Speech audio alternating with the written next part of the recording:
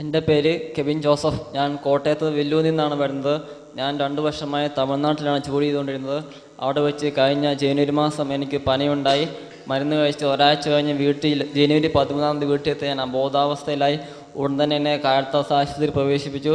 പ്രാഥമിക പരിശോധനയിൽ യാതൊരു കുഴപ്പവും കണ്ടില്ല. എങ്കിലും അബോധാവസ്ഥയിലായിരുന്നുകൊണ്ടും ഓക്സിജൻ്റെ അളവ് കുറവായിരുന്നുകൊണ്ടും എന്നെ ICU പ്രവേശിപ്പിച്ചു. ICU പ്രവേശിച്ചപ്പോൾ എൻ്റെ ആൻറ്റി സെഹ്യോനിലേക്ക് വിളിച്ച് പ്രാർത്ഥന സഹായം ആവശ്യപ്പെട്ടപ്പോൾ 86 സംഖ്യയിൽ തുടരെ വായിച്ച് പ്രാർത്ഥിക്കാൻ പറഞ്ഞു. സുഖമാകുമെന്ന് പറഞ്ഞു.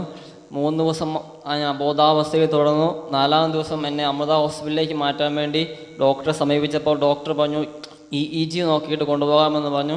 EEG നോക്കിയപ്പോൾ ബ്രെയിനിൻ്റെ പ്രവർത്തനം നിലച്ചുകൊണ്ടിരിക്കുകയാണ്. ഈ അവസ്ഥയിൽ കൊണ്ടുപോയാൽ അവിടെ എത്തില്ല, അതിന് മരണം സംഭവിക്കുമെന്ന് പറഞ്ഞു. അപ്പോൾ എൻ്റെ അമ്മ നേർന്നു അതിരമ്പുഴ പള്ളിയിൽ അഭിഷേകാഗ്നിയിൽ സാക്ഷ്യം പറയാമെന്ന് നേർന്നു. അടുത്ത ദിവസം തന്നെ എൻ്റെ ശക്തമായ വേദനയോട് പ്രതികരിക്കുന്നുണ്ടെന്ന് ഡോക്ടർ അറിയിച്ചു. 14 ദിവസമായിട്ടും എൻ്റെ അസുഖം എന്താണെന്ന് കണ്ടുപിടിക്കാൻ ഡോക്ടർമാർക്ക് സാധിച്ചില്ല.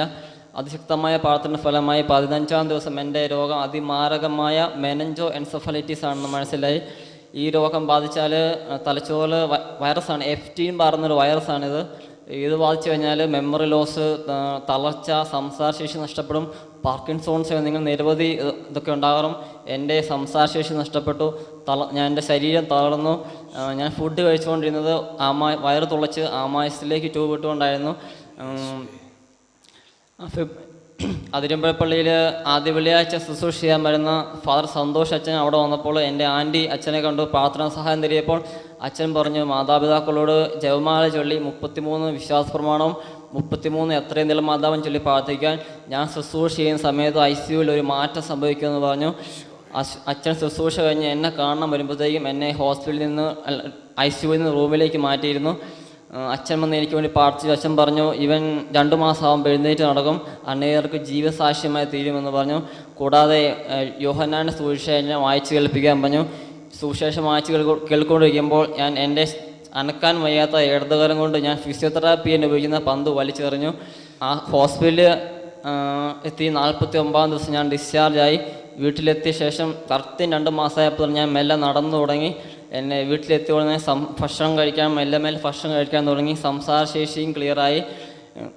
ഇത് എന്നെ 2ാം ജന്മം നൽകി എന്നെ ദൈവം എന്നെ അനുഗ്രഹിച്ചിരിക്കുകയാണ്. തുടർന്ന് ഡോക്ടറുടെ ഒരു സർട്ടിഫിക്കറ്റും കൂടെ അവർ കൊണ്ടുവന്നിരിക്കുകയാണ്. ഡോക്ടറുടെ ഒരു സർട്ടിഫിക്കറ്റും കൂടെ അവർ ഇവിടെ എത്തിച്ചിരിക്കുകയാണ്. സാക്ഷി എഴുതിയ പേപ്പറിന് കൂടെ സർട്ടിഫിക്കറ്റ് ഇവിടെ വെച്ചിരിക്കുകയാണ്. അതിനകത്ത് ഡോക്ടേഴ്സ് ഈ രോഗത്തിൻ്റെ ഡീറ്റെയിൽസും കാര്യങ്ങളും എല്ലാം പറഞ്ഞതിന് ശേഷം അവർ പറഞ്ഞിരിക്കുകയാണ്, but to all our surprise Mister Kevin showed dramatic improvement എന്ന് പറഞ്ഞു കഴിഞ്ഞാൽ ഇത് medical science to explain medical science which is difficult to explain in medical science. Medical സയൻസിന് ഇത് എക്സ്പ്ലെയിൻ ചെയ്യാൻ പറ്റാത്ത വിധം ഒരു മിറാക്കിൾ ആണ്, ഒരു മിറാക്കുലസ് ഹീലിംഗ് ആണ് നടന്നിരിക്കുന്നത്. അവിടുത്തെ ഡോക്ടേഴ്സ് എഴുതിയ സർട്ടിഫിക്കറ്റുമായിട്ടാണ് ഈ കുടുംബം സാക്ഷ്യപ്പെടുത്താൻ വേണ്ടി ഇവിടെ എത്തിച്ചേർന്നിരിക്കുന്നത്. ഉറക്കെ പറയാം ഹല്ലേലൂയ, ഹല്ലേലൂയ. ഒരുമിച്ച് പറയാം hallelujah, hallelujah. Praise the Lord, praise the Lord. ചോദിക്കുക സഹോദരങ്ങളെ, തമിഴ്നാട്ടിലെ ചെറുപ്പക്കാരൻ ജോലി ചെയ്തുകൊണ്ടിരിക്കുമ്പോൾ 2 വർഷമായിട്ട് ഒരു കുഴപ്പം ജോലി ചെയ്യുമ്പോൾ പെട്ടെന്ന് ഒരു പനി വന്ന് അബോധാവസ്ഥയിലായി. അവിടുന്ന് ഒരു ഹോസ്പിറ്റലിൽ അഡ്മിറ്റ് ചെയ്ത് അടുത്ത ഹോസ്പിറ്റലിലേക്ക് കൊണ്ടുവന്ന കാര്യം പറഞ്ഞാൽ പോകുന്ന വഴിക്ക് മരിച്ചു പോകാനാണ് സാധ്യത എന്ന് പറഞ്ഞു. കാരണം തലച്ചോറിൻ്റെ പ്രവർത്തനങ്ങൾ നിരച്ചിരിക്കുകയാണ്, കൈകാലുകൾ ചലിക്കുന്നില്ല, ഭക്ഷണം വേറെ തുളച്ച് അങ്ങനെ ഫുഡ് കൊടുത്തിരിക്കുന്ന അവസ്ഥ, ഒന്നും ചെയ്യാൻ പറ്റാത്ത അവസ്ഥയാണ്. ആ സമയത്ത് ആൻറ്റി അട്ടപ്പാടിയിലേക്ക് വിളിച്ചപ്പോൾ 86-ാം സങ്കീർത്തനം ചൊല്ലി പ്രാർത്ഥിക്കാൻ പറഞ്ഞു. അവർ രോഗികളുടെ നാഥൻ പുസ്തകം എന്ന് പറഞ്ഞത്, രോഗികളുടെ നാഥൻ പുസ്തകം അല്ലേ, രോഗികളുടെ നാഥൻ എന്ന് പറയുന്ന പുസ്തകം അതിലെ പ്രാർത്ഥന ചൊല്ലണം. അത് വട്ടാച്ചൻ ആദ്യം എഴുതിയൊരു പുസ്തകമാണത്. രോഗികൾക്ക് ആവർത്തിച്ച് പ്രാർത്ഥിക്കാനുള്ള സൗഖ്യം നൽകുന്ന പുസ്തകം. ഈ പുസ്തകത്തിലെ പ്രാർത്ഥനകൾ ചൊല്ലാൻ പറഞ്ഞു. ഇതൊരു അത്ഭുതകരമായ ശക്തി നൽകുന്ന ഒരു പ്രാർത്ഥന ഇതിലുള്ളത്. പിന്നെ അവ സങ്കീർത്തനം ചൊല്ലി പ്രാർത്ഥിച്ച് എന്നിട്ട് അതിരമ്പുഴ കൺവെൻഷൻ സാക്ഷ്യപ്പെടുത്താമെന്ന് പറഞ്ഞ്. പിന്നെ പ്രിയപ്പെട്ട സഹോദരങ്ങളെ, അതിരമ്പുഴ കൺവെൻഷൻ എല്ലാ ആദ്യ വെള്ളിയാഴ്ച അതിരമ്പള്ളി പള്ളിയിൽ സെഹിയോനിൽ നിന്ന് നേരിട്ട് വന്നൊരു കൺവെൻഷൻ നടന്നുണ്ട്. ആ കൺവെൻഷനോട് നേരത്തെ സന്തോഷച്ചൻ ആൻറ്റി എന്ന് കണ്ടാൽ പറഞ്ഞു, ഇന്ന പ്രാർത്ഥന ചൊല്ലിക്കോളാൻ പറഞ്ഞു. എന്ത് പ്രാർത്ഥന ചൊല്ലാൻ പറഞ്ഞത്? യോഹന്നാന്റെ സുവിശേഷം മകൻ്റെ അടുത്തിരുന്ന് വായിച്ച് കേൾപ്പിക്കാൻ പറഞ്ഞ്. എന്നിട്ട് ഇന്ന് ശുശ്രൂഷ ഒരു അത്ഭുതം അവിടെ സംഭവിക്കുമെന്ന് പറഞ്ഞ്.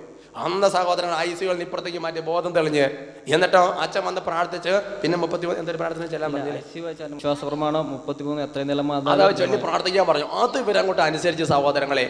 എന്നിട്ട് ഫിസിയോതെറാപ്പി ചെയ്യാൻ വെച്ചാൽ ബോളൊക്കെ വലിച്ചെന്ന് ചാടി എഴുന്നേറ്റ് എൻ്റെ പ്രിയപ്പെട്ട ഒരു അത്ഭുത 2ാം ജന്മം എന്നാണ് വിശേഷിപ്പിക്കുന്നത്. പറഞ്ഞ ഹല്ലേലൂയാ. കൈകൾ ഉയർത്തിയടിച്ച് പാട്ട് പാടി ആരാധിക്കട്ടെ. നല്ലവനല്ലോ ദൈവം നല്ലവനല്ലോ, സ്തുതിക്കും പുകഴ്ചയ്ക്കും യോഗ്യനായവൻ. നല്ലവനല്ലോ ദൈവം നല്ലവനല്ലോ, സ്തുതിക്കും പുകഴ്ചയ്ക്കും യോഗ്യനായവൻ. ശക്തനായവൻ സങ്കേതമായവൻ, ഘോരവൈരി കയ്യിൽ വിടുവിച്ചവൻ.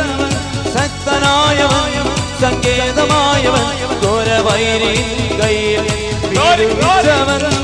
നല്ലവനല്ലോ ദൈവം നല്ലവനല്ലോ, സ്തുതിക്കും പുകഴ്ചയ്ക്കും യോഗ്യനായവൻ. നല്ലവനല്ലോ ദൈവം നല്ലവനല്ലോ, സ്തുതിക്കും പുകഴ്ചയ്ക്കും യോഗ്യനായവൻ.